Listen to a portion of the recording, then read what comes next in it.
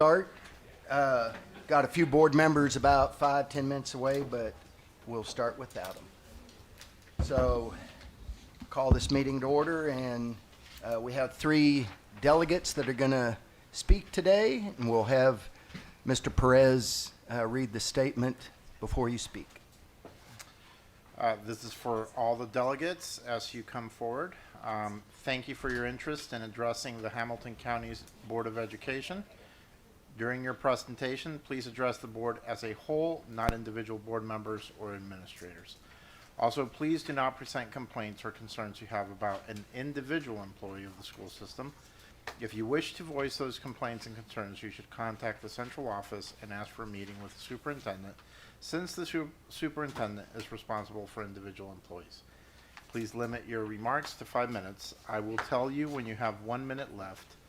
You may begin when you're ready. Our first delegate is Simon Lewis.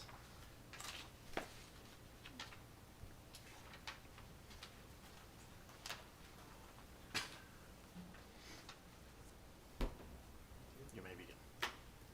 Good afternoon. My name is Simon Lewis. I'm a junior enrolled at Signal Mountain Middle High. Now, thank you for this opportunity to share with you today my experience with censorship in public schools. As a junior at Signal Mountain, I'm enrolled in the International Baccalaureate Program, or IB for short.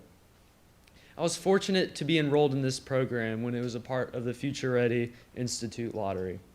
This program focuses heavily on teaching students to be globally minded and driven in the classroom. We're given a rigorous course load across all of our classes that oftentimes requires in-depth research. Going into my second semester in the IB program, I have found myself having multiple experiences where I have felt that my learning has been impeded by censorship and school technology. One thing I believe the county has done very well has been providing students with access to a personal Chromebook. This has closed the inequities between different schools in the district and allowed for more resources to be used in schools. However, the recent firewalls and security platforms downloaded onto the Chromebooks have made learning quite a bit more challenging as an IB student. For example, in Spanish class, we were asked to research different holidays of importance in our assigned country of study. Our teacher specifically asked us to find websites that originated from our country. But when I spent the majority of the class period gathering these sites, I later found out that they were blocked by the county's firewalls because they originated outside the U.S. This meant I couldn't complete the assignment, and our teacher had to alter her lesson plans because of this. But the issues with school technology are not just limited to Spanish class. Another prerequisite for earning the IB diploma is to complete an extended essay and internal assessments, or IAs for short, in each subject. In December, our school organized a trip to the UTC library so we could gather sources for these projects. After spending several hours finding great academic sources, I compiled them into links on my Google Drive. When I was back at school the next day, I received the all too familiar blue screen with the little white text that said the link was blocked by Hamilton County Schools. This was personally devastating for me, seeing all that work rendered useless. Even simple devices such as services such as Google Forms were blocked for me. Many of my teachers have been forced to adapt their lesson plans with little notice due to these firewalls. I understand the need for some firewalls on school laptops. They keep kids safe, on appropriate websites, on task, and focused on school. However, I've become concerned with the escalation in these firewalls over the past year. For all these websites that are being blocked for good reason, there are likely even more being blocked that have immense educational value. This affects all students in the system, not just IB students. If there's a way we can still protect students on their devices while allowing these vital academic resources to be unblocked for students, I encourage the school board system to adapt their school device safety features. Even one simple website could provide a plethora of valuable academic content, and I believe it's worth taking a second look at the county's computer firewall systems. And as the county has started blocking valuable learning resources online, I feel that this could eventually transition into school libraries too. Within the last school year, teachers and librarians have been required to scan and compile all their books into a public database. Transparency is never a bad thing in education, but this can open up teachers and librarians to public scrutiny, potentially leading to censorship. More consequently is the fact that this rule has put an extra strain on already busy teachers. Many elementary school teachers have disbanded their classroom libraries as a result of this policy because they simply don't have the time to scan each and every book on their shelf. Books hold incredible value and can offer perspectives that parents and teachers aren't always able to offer. Reading books is one of the most beneficial activities for a young student, and it allows a student to immerse themselves in another world. So far, I've been pleased with the county has not begun restricting access to books en masse, but I worry that similar to other districts in the state or county as a school, our system could fall down this path. Young students are already being deprived of books when they lack classroom libraries. Older students, specifically from middle and high school, lose an opportunity to learn and grow when a book is taken off the shelf. Even just one book has the opportunity to be a transformative experience for the student. As I speak before you today, I hope that you will take all these points into consideration. Protecting students online should always be an important priority. However, when these protective apps impede on students' ability to research, adapting them should be strongly considered. Hamilton County Schools should strive to allow students access to appropriate books and online academic resources without fear of censorship. Thank you all for your time today. Thank you very much, Mr. Lewis. Always appreciate hearing students. Could I add one comment there?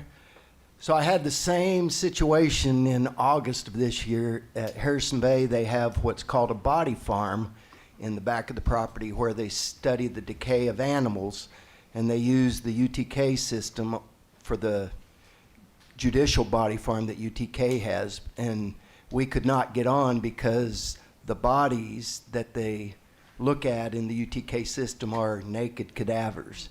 And it had the term naked body there, so we could not ever get into that to get to see the data and stuff. So there are certain terms I know that, might set off flags. Maybe something we can look at, but. Thank you. Can I also make a comment? Okay. Thank you. You did a great job. I hope you run for office one day. We need great young voices like yours. I really want to encourage you, though, to take your comments on books in the classroom, books in the library, to our state legislators. Please note that that is a state law that we have been forced to follow. And you're right, we're falling into a bad path. And it could lead to censorship, right? I mean, that's kind of the reality of where we are going, and it needs to be stopped. I really encourage you to speak to our state legislators and encourage anyone that you know that is concerned about that to also speak to our state legislators. I appreciate your comments to us, but I think that what's happening is people are forgetting that that's not a policy that we've created. It's the state, but we really need people speaking up about that. So I appreciate you paying attention to that. Thank you. Thank you. Jen Piroff? Piroff? Thank you. Good afternoon. I'm here to advocate for paying hourly workers when schools are closed due to illness or inclement weather. Hourly employees, many of whom are already living paycheck to paycheck, are disproportionately affected by these closures because they are not paid like the rest of us. Hourly employees rely on every hour of work to put food on the table, pay bills, and support their families. Yet, when circumstances beyond all of our control force them to stay home, they're penalized financially. This is a poor allocation of funds. I'm blessed to work in the cafeteria with cafeteria staff 3 days a week. I'm a sign language interpreter, and in addition to their regular duties, they mentor my deaf student who works in a work-based learning program. I was shocked to learn that they do not get paid when schools close.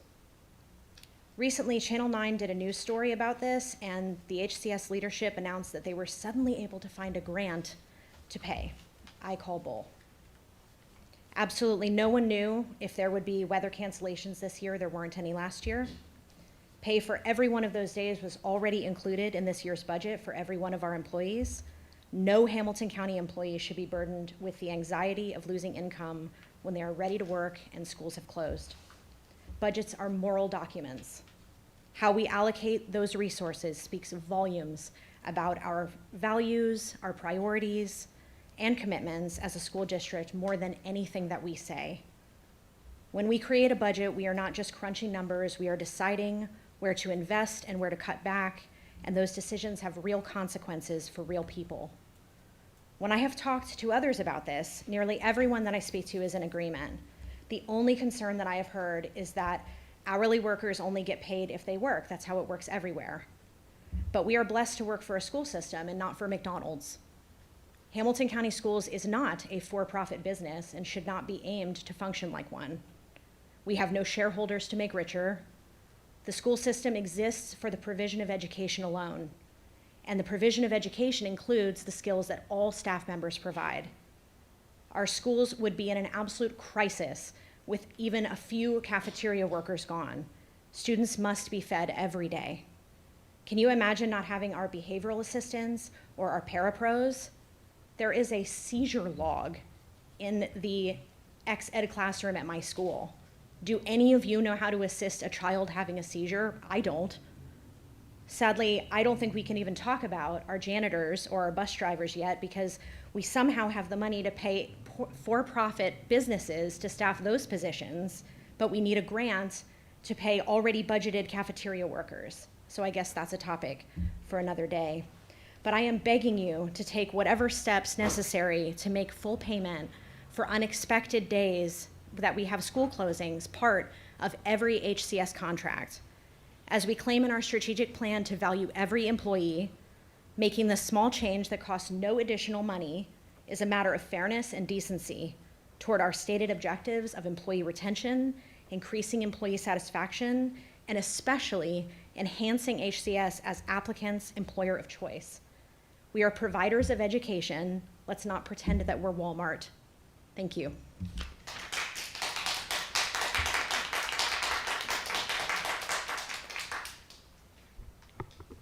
Yeah, if you want to mention about the funding that was put out. I mean, I think that the speaker makes good points. I do want to clarify a couple things. Process for getting cafeteria workers paid during those times was well in progress before, and I'm not sure the reference to a grant. It's not reference to a grant. It's using existing budget. The problem is that when school's not open, cafeteria budget is actually self-funded, as you guys will recall, and so it's losing money. And so as we talked about getting cafeteria workers paid, if you'll recall, we set the number, and I gave you the number of worst case scenario. If they don't make up this profit, then we would need to take out of fund balance to cover that piece. Our contract with custodians, a lot of times on snow days, and several of those days, custodians are working and getting paid. Our bus drivers have built into their contract that they get paid up to a certain number of days. We need to dig in. I mean, to her point, we need to dig in to see other hourly workers, but many of the hourly workers are on contracts that give a set number of hours. So, you know, you think about it, maybe it's 100 hours a semester, and it doesn't set when they work those hours so they can make them up. But we'll dig into it and see if there are groups that we're missing that we need to consider moving forward. And if I'm not mistaken, SSC allows custodians, if they do miss because of weather, they can make up their hours throughout the next week or so. Yeah. To Typically, but and I didn't, SACC I didn't mention, but SACC, you know, they were open 3 of those 5 days and offered extended hours on those days so that, you know, employees could make up that time. Thank you. Gary, can I have say something? So are you talking about the hourly workers? You're talking about the office staff and that kind of? No, ma'am. Who are you those- talking about? Well, Cafeteria. to her point, we I may know have the some- cafeteria people. I know we've already addressed them, but who else are you speaking So of? there could be Just- some employees that are on contracts, like meaning a 100-day contract, Okay. right? And if they don't work those days. But the office staff got paid, right? Yes, ma'am. Okay, they all got paid. Okay, I just wanted to clarify that. Okay, thanks. Kayla Butler.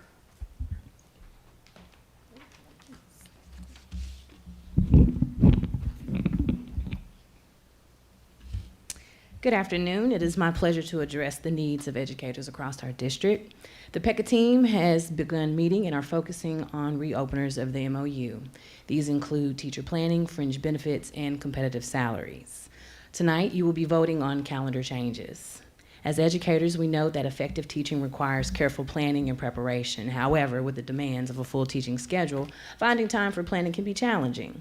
By including half-days specifically for teacher planning in our district calendar, we can ensure that educators have the time they need to create engaging lessons, assess student progress, and collaborate with their colleagues. This ultimately leads to improved instruction and better outcomes for our students.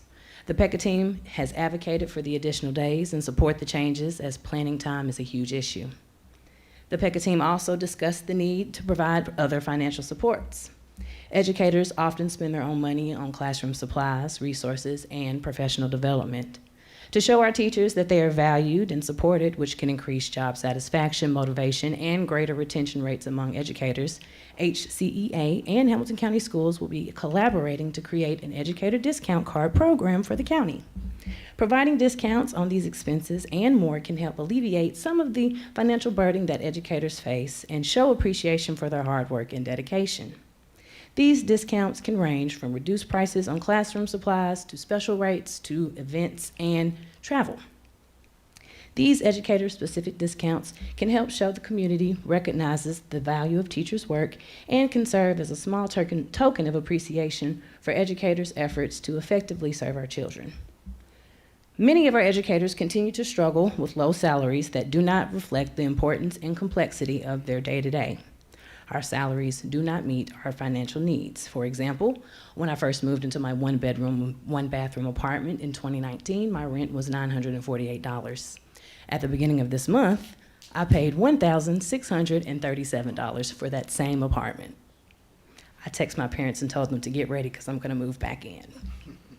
Education is a demanding profession that requires a high level of skill, dedication, and expertise. We play a pivotal role in shaping the future of our society by educating and inspiring the next generation. Our dedication extends far beyond the classroom, impacting students, families, and communities, yet educators are not compensated fairly for their work. Increasing teacher salaries is not just about providing financial stability for educators, it's about recognizing the value of the important work that they do. A competitive salary is also crucial for attracting and retaining high-quality educators, which is essential for maintaining the quality of education in our schools. Without these competitive salaries, we risk losing talented individuals to other professions. It's crucial for acknowledging the value of teachers' work. We know that the County Commission determines what we receive as a district in increased funds. We know the amount may have increased, but the percentage is critical.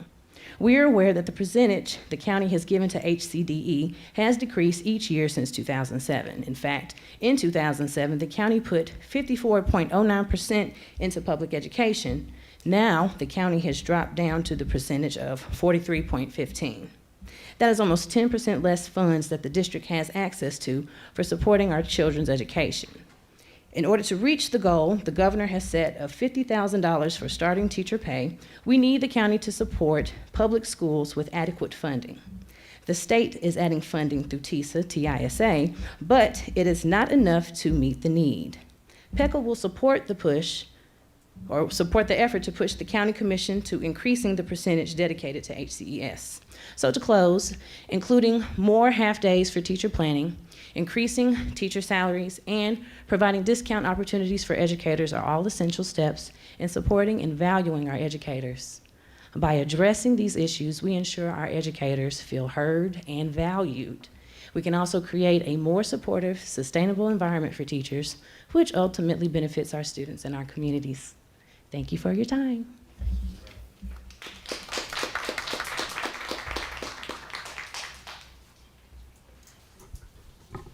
All right. Thank you, delegates. Next, we will hear from one chair committee, and I'd like to let you know Joe Wingate's wife texted me. I'm not sure if it's him or one of the baseball players that he coaches, but somebody had a medical emergency, and he had to go to the hospital. So just letting you know, he might come back later. She didn't say. So, Mr. Perez, Finance Committee? We don't have a date yet, but we are waiting for the final numbers, correct? And once we have that, we will have a date, and we will set up Finance Committee meetings, and in February and in March, and then we will hopefully vote on a budget in April, so. And Ms. Mosley is out sick. She'll, next meeting, we'll do a facilities update and also Mr. Wingate with policy update. Is there any update on facilities with the county commission? I Anybody had a know? meeting with the mayor earlier this week, so they are, or maybe end of last week, talking to the county commission about funding and where it moves forward. One of the things that he mentioned, especially on a couple of the projects that are unique, like the Brainerd Delwood, the Soddy Daisy, the Clifton Hills, is about possibly going ahead and getting an expert that could go on and give us a better number on those. And so, in the process of working with the county to do that and get that piece started, that way we've got clearer numbers and better ideas moving forward. My understanding is that in the next month, like the bond, details of the bond issue should be worked out and ready to talk with the county commission about. Okay, thank you. I have a question based on the last speaker.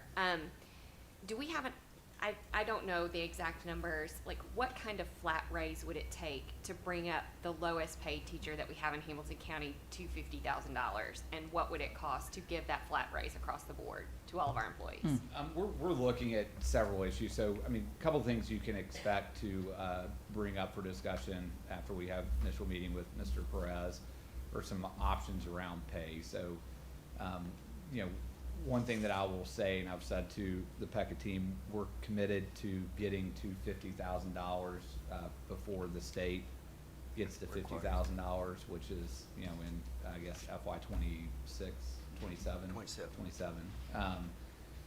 And so we'll bring several options. There could be a combination. It could be a raise like we've traditionally done of, say, whatever percent we're planning on bringing, as was requested from a couple of board members, specifically you and Ms. Sermon last year around, if you take, say, I'll just not even throw a round number at it. If you take a percentage of the highest paid teacher, what would that look like across the board?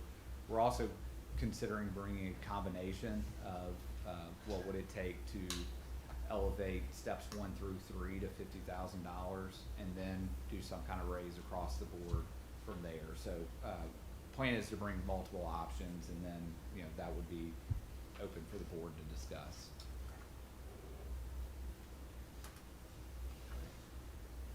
Anybody else? All right, so we'll look at our day's agenda.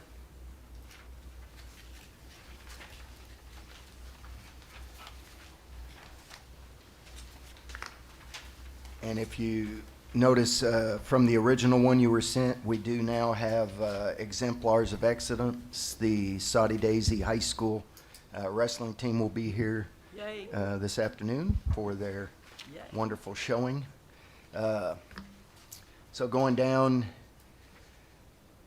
to the different things, approval of, well, we'll do that.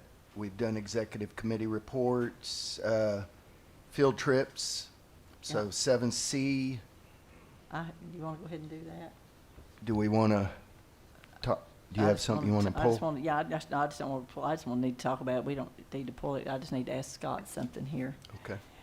Scott, the one of the Rock Point C1C, the Signal Mountain Exchange students. I guess I just have a question about that. What is our, I mean, we're voting on, I mean, we don't run the exchange student program through the school, do we? Does that come through us, or is that something that parents apply for outside of the school system? I just need to know exactly what are we voting for on this. Is it to allow those students to attend our schools?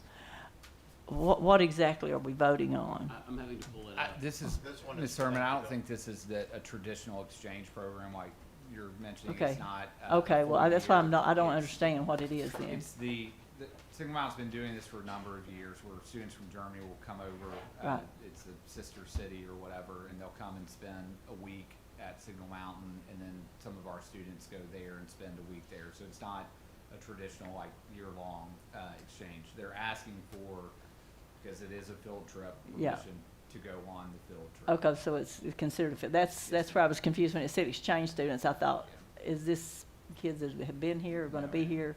Okay, I just wasn't real sure what we were voting on with that. Okay, well, here again. I just now found it. Yeah, Okay. I'm sorry, Mr. Mint, I see you're scrolling because everything is Signal Mountain Field Trip. Yeah, the GAP exchange program is something that Signal has done for a very, very, very long time, and it's treated as a field trip, but it's not an exchange program in the sense that we would have thought about a long time ago. It's a cultural exchange, Correct. short term. And this one, I think they're even, if I remember correctly,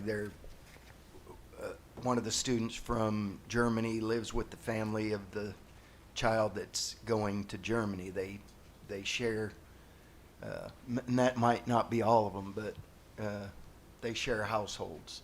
So they take one child, and in return, the family in Germany takes the other child. So. Yeah, I just, and maybe I misheard Ms. Thurman. When she was talking, it made me think that it was a. Well, that's what I was confused about when he called exchange student. I was thinking the exchange student. I thought for a week, what is this? I don't know what this is. Yeah, it's, I don't recall voting on this in the past. Maybe we have. And I we just have, don't- but and okay. this. Maybe it's called this something was- else. or I something. can't remember if this was explicitly part of the Volkswagen arrangement, Yeah. where we set up the International Baccalaureate program there and at Ooltewah, or if it just happened to happen within that same period of time. But the notion here is that we have German students who are here anyway, and so this is an opportunity for our students to go overseas. In addition to the fact that we have had German students here, GAP also allows students from Germany to come here outside of a traditional exchange program for just short-term visits. We've done this. Bradley County does this. This is a very common program in southeastern Tennessee. But okay, I'm just trying to get the legal part of this. The GAP program, then, that is something that exclusive to Signal Mountain that does this. I mean, I guess I'm trying to. Is it something we just do through Signal Mountain? Is I it think something that's Signal offered to Mountain all just- schools? Is it Yeah, I think what it's is? just something that Signal Mountain does. There's nothing that would prevent other, I don't know of anything that would prevent other schools from Right. participating in it. That's right. I mean, anyone who wants to go through the trouble of establishing an exchange relationship with some other school in Germany could do this. So, like I said, I know that Bradley County does Okay. this with their two schools. I don't remember if Ooltewah does this. I feel like they did at one point. Whether they've done it recently, I couldn't tell you. Okay. They did when they had their IB program. Okay. Okay. All right. Thank you. Ms. Robinson? Thank you. I've always thought it was a great learning experience on both sides of the fence, but what do we, or do the other countries, do background checks or require recommendations from the teachers for these students? I'm gonna be honest and say I don't know off the top of my head. I know that that there's an application process. How deep those background checks, whether they're background checks, I couldn't tell you, ma'am. I'm sorry. Well, it's just the world we live in, is why I ask. No, I actually understand why you're asking. I do remember that the last time I happened to look at a GAP application, it was pretty extensive, and the reason I was looking at it is because there was a code of conduct issue that arose. But I can't. I don't recall anything about a background check. I'm sorry. Thank you. Mr. Perez? So I think this comes back to, and I imagine, I won't speak for Ms. Thurman, but the question of liability, right? Where parents are also choosing to send their children to this program. It's not like 50 students from Signal Mountain are going. I think it's a limited number of students. And so I'm going to propose for the future at some point that we've got to really figure out that line of liability because now or in the future we don't want to cancel opportunities for cultural exchange and for growth and for maybe exploring the future of study abroad and all this and risk for some families that have that opportunity. Not every family has that opportunity, but if you do so I just think at some point, this is something we've done for years. I hope we continue to do so, but I think we're always going to come back to that question of liability. If a parent wants their student to do this, the school is connected to another school, at what point is it the parent's choice just to say, this is what I want my student to do, and fortunately the school has a connection that allows for me to do that. And Mr. President, we've discussed this before, and I know it sounds counterintuitive, but I'm not concerned about the field trips that we approve. I'm concerned about the field trips that we know about and don't approve. Does that make sense? So this is a cultural exchange program. It's put on by GAP, the German American program. I forget what else it stands for. People go into this eyes open. We have our chaperones who were listed, and pursuant to state law, we're approving this. This doesn't concern me. If we were doing something and we were aware of it, or our people were endorsing it, and we weren't following state law, that would concern me greatly. So everyone comes back to the liability issue. My concern on liability here is not following the law. We're following the law here. This doesn't concern me at all. So there's no negligence whatsoever. We've done our work. We've done our due diligence. These staff people are listed. This has gotten approval. I assume that the teacher, the principal, and Dr. Harwood have done their due diligence. And the parents are still making a choice. Parents are still making a choice.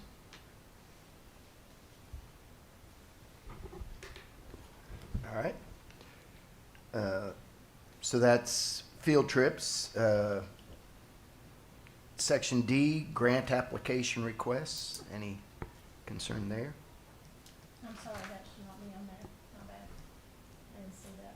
So we need to do Oh, it's, all right, Yeah, cross that one should out. not be on there. All right. There are no grants. We're not going to apply this year. This month. Not this month. Bid contracts, there were 2. Mr. King, those are pretty easy. They're renewals. One is with Life Touch, who's been a longtime partner. It's a new bid, but they're who are requesting to continue to work with. And then the other one is Giant Steps, which is a local company that does repairs and parts for band instruments. And Life Touch has gone big time now. They've been Shutterfly. So, wow. Financial reports. Anything there? All right. Budget amendments. The federal grants, state grants, or self-funded programs. All right. Board policy, we have 1 second read. You received it as an attachment, had time to read through it. Any questions on that one? All right, we have just a couple, only 1 first read. That'll be vehicle usage, and you should see that. Not sure. So Ms. Moody, there was a vehicle usage policy before this, but this one's all in red. Was the first one completely stricken and completely rewritten? I may actually defer to Scott on this one. Okay. But to my understanding, this is actually a brand new policy. That's why Oh. everything in there is red. And so we did not have a vehicle use policy, a current one. And so the number is a new number everything on there is new. That's why you don't see old verbiage on there. Oh, okay. Yeah. I mean, I Is know. that correct, Scott? That's basically correct. All Yeah, right. in some of the rewrites, the vehicle policy that we had was a mishmash of, as I remember, reimbursements and other issues. And finance believed, and I'm speaking for finance, and maybe I shouldn't, but reimbursement needed to be dealt with specifically over here under reimbursement. But that left us without a clean vehicle use policy. So we now have this. Oh, okay. I would say, There's- because I know we've had vehicle usage forever. So- And certainly there's been a clear understanding of what the system's expectations are. This simply enshrines what those expectations are. Because again, back in the day, under our transportation policy or however it was worded, the heavy emphasis was on reimbursement. And when we revisited that a few years ago, because there was a question about whether it was fair, we changed it enough that we moved it and we left the existing vehicle use policy kind of like a widow or an orphan. This fixes that. Okay, thank you very much. Well, that explains the all red that I was just It's a new surprised. policy. All right, so board matters, the calendar update 2024, 2025. And I think, go ahead, Dr. Roberts. This is what we brought last month and talked a little bit about the change here. Kind of joked the timing was bad last month because of the snow days, but what we're requesting is to use additional inclement weather days to expand the number of half-days that would be used for planning. They're listed as professional development days, but they're intended to be used, as you heard Kayla say earlier, for planning time for teachers. It also adds back that we've heard from the community the half-day, last day before Christmas, and the half-day, the last day of the end of the year. Those are two pieces of feedback that we've heard from the community, that those half-days at the end of the semesters were needed. Yes, teachers definitely need them. So our 8 will then drop down to 5, or will drop to 6? Let's clarify that. Okay, all right. 7. Right now, we've got 8. I think it's 7 on here. 1, 2, 3, 4, 5, 6, 7. Well, I'm talking about the inclement weather days. Right now, as Right. calendar as is, we would have 8. For us to add these half-days, it goes down to 6. Goes down to 6 then, okay. 'Cause we'd So be that still using gives the us a inclement lot of weather day days. to do Right. the half-days. Gives us days to work with. Okay, I Any guess questions on that? Yes. Yes, I have Ms. lots of questions on this. I hate half-days. Teachers may love them, but you can tell they've never been in the consumer business because I've always had to please my customers, and our customers are our parents, and parents hate half-days. It causes a huge problem if my husband and I were not able to help my daughter with her grandchildren, or with our grandchildren. I don't know what she would do on these half-days. Of course, they say, well, we have school-age childcare. Well, somebody has to pay for that. And I thought there was, matter of fact, I think I brought this up the last time. I thought the state said there were only so many days that we could have half-days, and there was a reason for that, is because it is such an inconvenience for parents. And I'm not saying that, and the teachers will say, oh, you think we're babysitters. No, I don't. But without the parents paying taxes for your salary, you won't have a job. So we have to take care of our customers who are our parents. These half-days, I'm looking at where some of them fall. I mean, you have a lot of days off, and then, I mean, like in August, you have starting the school back, and you're in school 2 weeks, and you have half day. You have, they're just half days here and there, just sporadically, and all of a sudden a parent has to find a babysitter, or a parent has to take a day off, or kids get left home that shouldn't be left home unattended. And sometimes the kids no sooner get to school and they're off, and then also the teachers will tell the kids, oh, it's just half day tomorrow, you don't need to come. I hear that all the time. So, I just assumed to have the whole day off is to have a half a day off. I think it's ridiculous, because they don't do anything anyway most of the time. I don't know, I just have a problem with all these half days. I know the teachers say they need planning time, but, I just wonder at what point do we consider that the parents need to be put in this equation somewhere? I don't know. I haven't voted for a calendar year because of things like this. Because parents do have like some of these holidays, you have half days here, half days there. And like I say, there's just wasted time in school. I mean, kids are so far behind anyway, and then these are just, like I said, most of the time kids don't even go. And because we're always the bad guys at our house because we make our kids go. And then the teachers look at them like, well, why are you here? But anyway, that's just my opinion. I just don't like them. And like I say, I didn't think we could have. How many half days does the state say we can have? It goes into where you can use the inclement weather days. That's why, we're saying we gotta use. So it's a way around. It's a way around the law. It's a way around the rules, basically. No. I wouldn't characterize it as that. And, we hear those concerns. I mean, we hear the concerns about, why it's Wednesday, all those things. There's intent behind it. So, whispering to Dr. Stewart, I want y'all to hear the intent behind the placement. I start to say Wednesdays is a real stupid day, so I'm just saying. Yeah, we looked at the calendar and we tried to kind of provide these days in about 4-week cycles, which is kind of the unit. So that first one in August, they're getting started, they've gotten to know their kids. There's a 4-week planning process that they can prepare. So we tried to put these days and or the breaks that are in there in that rhythm so that they could plan in kind of a logical way with that time period. So planning, it's really hard to do long-term planning in the 45 to 60 minutes that teachers have in a given day. So this allows them to basically kind of write out the scope and sequence for their 4 weeks, get some lesson planning done, which makes those next 4 weeks better instruction. Has it worked out for us so far? Have our grades improved that much so far?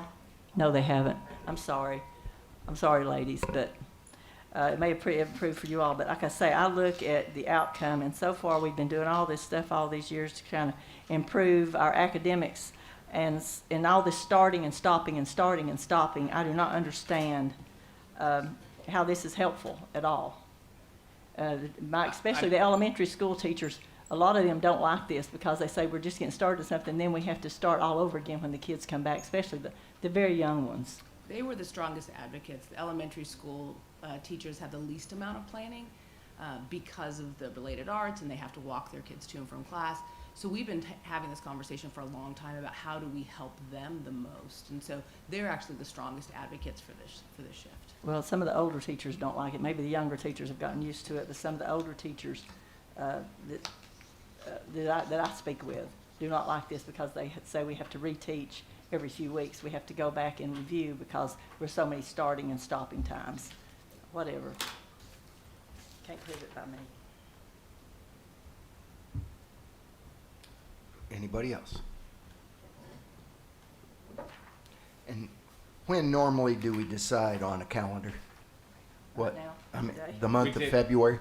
No, I mean, remember this calendar's already approved. I mean, we've been in a cycle probably for the past 5 years, since I can't say when, but since 2016 or so, we've been in a cycle of being about a year ahead. So Okay. this calendar's already approved. What we're requesting here is an amendment Right, to the amendment to approved it.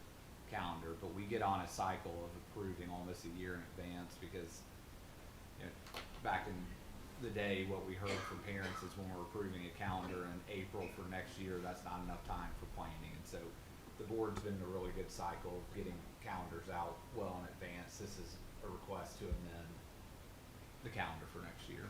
Okay. All right, so we'll have a little bit of time between now and the vote to kind of mull over that. All right, so legal services report, and then announcements. That looks like, I mean, right now, unless I'm missing something, yeah, we can take a break. So, we have a long break. And just letting you know, Mr. Smith did challenge me to beat his 46-minute board record. So hopefully when we come back, we go through this. But at this time, we'll reconvene at 6 o'clock.